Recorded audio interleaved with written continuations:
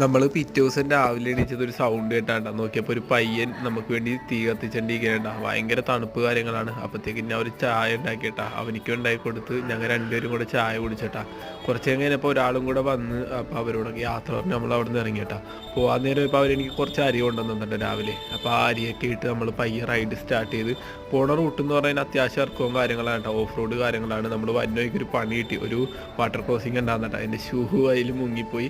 കാരണം നല്ല തണുപ്പുണ്ടായിരുന്നു കേട്ടോ. വന്നോയ്ക്ക് നല്ല രീതിയിൽ ടയേർഡായി. അപ്പോഴാണ് ഇവരെ കണ്ടുപിട്ടിയ കേട്ടോ. അപ്പോൾ അവരോടൊക്കെ യാത്ര പറഞ്ഞ് ഫുഡ് ഉണ്ടാക്കാൻ വേണ്ടി കടയൊന്നും കിട്ടില്ല. അങ്ങനെ ഞാൻ മാഗി ഉണ്ടാക്കി ഒരു കടയുടെ ഫ്രണ്ടിൽ നിന്ന്. അങ്ങനെ മാഗിയൊക്കെ കഴിച്ച് പയ്യെ വീണ്ടും റൈഡ് സ്റ്റാർട്ട് ചെയ്തപ്പോൾ ഒരു വണ്ടി കിട്ടിയത്. സൈക്കിളാണെങ്കിൽ കംപ്ലൈൻറ്റ് ആയതുകൊണ്ട് നമ്മൾ വണ്ടി കയറ്റി.